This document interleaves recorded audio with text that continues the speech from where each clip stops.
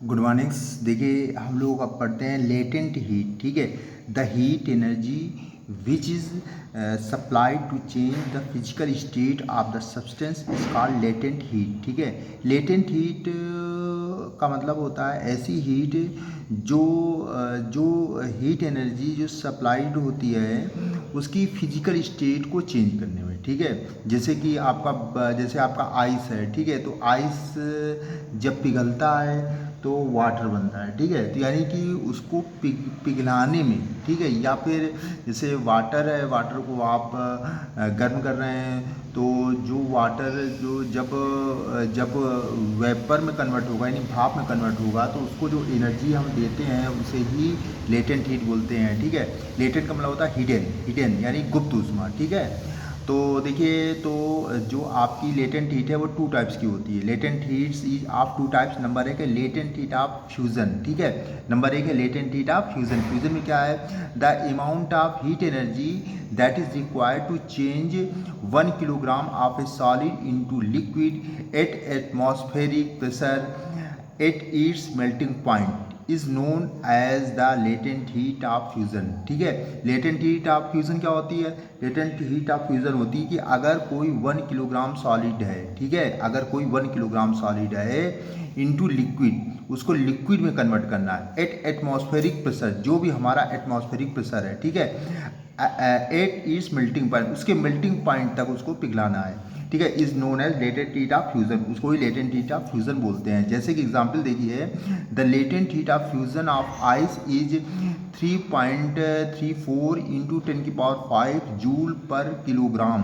ठीक है, जो लेटेंट हीट ऑफ फ्यूजन जो आइस होती है, ठीक है, आइस की जो लेटेंट हीट ऑफ फ्यूजन है वो 3.34 इंटू 10⁵ जूल पर किलोग्राम है। इसका मतलब है this shows that 3.34 into 10⁵ joule of heat is required to change 1 kg of ice at 0 degree Celsius, ठीक है, into water at the same temperature 0 degree Celsius. इसका मतलब है कि जैसे कि ऐसे समझो कि लेटेंट हीट ऑफ फ्यूजन का मतलब होता है कि जैसे देखिए, जैसे कि आपका आइस है, ठीक है, तो आइस का टेम्परेचर कितना होता है? आइस का टेम्परेचर, जो बर्फ़ होती है, बर्फ़ का टेम्परेचर, जैसे आपके घर में फ्रिज है, आपने बर्फ़ निकाली है, तो बर्फ़ का जब टेम्परेचर देखेंगे तो उसका टेम्परेचर होता है 0 डिग्री सेल्सियस। कितना होता है? 0 डिग्री सेल्सियस। ठीक है, अब देखिए, अब उस बर्फ़ को पिघलाने में, ठीक है, यानी कि उस बर्फ़ को लिक्विड में आने में, ठीक है, यानी कि वाटर बनने में हमको एनर्जी देनी पड़ेगी। हमको क्या देनी पड़ेगी? एनर्जी।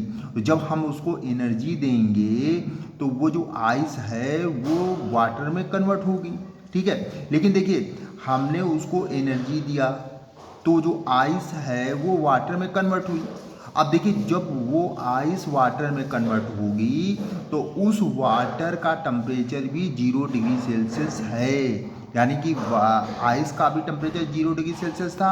और जब हमने उसको एनर्जी दिया, तो जब एनर्जी दिया मैंने, तो वो जो एनर्जी थी वो एनर्जी ने यानी कि टेम्परेचर को इंक्रीज़ नहीं किया, उस एनर्जी ने उसकी स्टेट चेंज कर दिया। यानी कि वो पहले आइस थी यानी सॉलिड थी और उसको लिक्विड में चेंज कर दिया, यानी कि वाटर में चेंज कर दिया, लेकिन टेम्परेचर चेंज नहीं हुआ। ठीक है, टेम्परेचर वो इतना ही है, आइस का भी 0 था और जब बर्फ़ का पानी पिघलेगा तो उसका भी 0 डिग्री सेल्सियस होगा। ठीक है, लेकिन वो जो हमने एनर्जी दिया वो एनर्जी उसकी स्टेट को चेंज करने में खर्च हो गई, तो उसे ही लेटेंट हीट ऑफ फ्यूजन बोलते हैं। ठीक है, अब देखिए, लेटेंट हीट ऑफ वेपोराइजेशन। ठीक है, वेपोराइजेशन क्या है?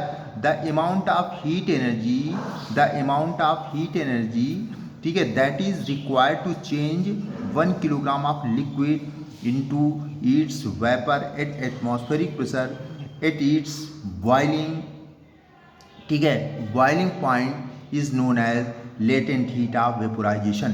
तो latent heat of vaporise example क्या है? एग्जाम्पल देखिए, latent heat of vaporisation of water is 22.5 joule per KG. This shows that 22.5 into 10⁵ joule of heat is required to change 1 kg of water of 100 degree Celsius into steam at the same temperature 0 degree Celsius. तो देखिए latent heat of vaporisation का मतलब होता है जैसे कि ऐसे समझिए कि जैसे कि हम पानी को गर्म कर रहे हैं, ठीक है, तो पानी को जैसे हम गर्म कर रहे हैं तो पानी को गर्म करते करते जब 100 डिग्री सेल्सियस पे पानी, क्योंकि वाटर का बॉइलिंग पॉइंट 100 डिग्री सेल्सियस होता है, ठीक है, तो 100 डिग्री सेल्सियस में वो उबलने लगेगा, ठीक है। अब देखिए अब हमने 100 डिग्री सेल्सियस से जब ज़्यादा उसको टेम्परेचर देंगे, तो जब 100 डिग्री सेल्सियस से ज़्यादा टेम्परेचर देंगे तो वाटर का टेम्परेचर 100 डिग्री सेल्सियस से ज़्यादा नहीं होगा, 110 150 नहीं होगा। जब जैसे ही वो 100 डिग्री सेल्सियस से ज़्यादा हम टेम्परेचर देंगे तो वो एनर्जी उसके टेम्परेचर को नहीं बढ़ाएगी, ठीक है, वो जो एनर्जी होगी वो उसकी स्टेट को चेंज कर देगी। यानी कि पानी अभी क्या था, पानी अभी लिक्विड था, जब हम 100 डिग्री सेल्सियस से ज़्यादा उसको टेम्परेचर दे देंगे तो वो जो टेम्परेचर होगा वो उसकी स्टेट को चेंज कर देगा, यानी कि वो वेपर बन जाएगा, भाप बन जाएगा, ठीक है।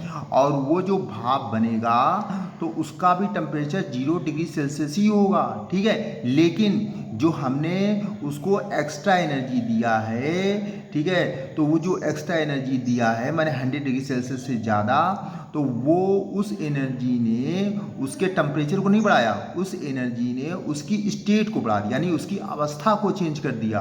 और वो जो एनर्जी होती है वो उसमें क्या होती है, उसमें स्टोर हो जाती है, वो क्या होती है, स्टोर हो जाती है।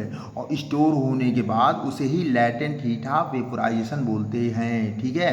तो वही आपकी लेटेंट हीट ऑफ वेपोराइजेशन होता है। इसलिए आपने देखा होगा कि अगर 100 डिग्री सेल्सियस का पानी है और स्टीम है, तो अगर आप स्टीम से जलते हैं तो आप ज़्यादा जल जाते हैं। तो उसका रीज़न यही होता है कि स्टीम का टेम्परेचर तो 0 डिग्री सेल्सियस ही होता है, लेकिन उसमें लेटेंट हीट ऑफ वेपोराइजेशन यानी कुछ हीट उसमें स्टोर होती है, तो इसीलिए हमें ज़्यादा हम जल जाते हैं। तो ठीक है, तो इसको अपना देखिए, समझिए, ठीक है। Thank you.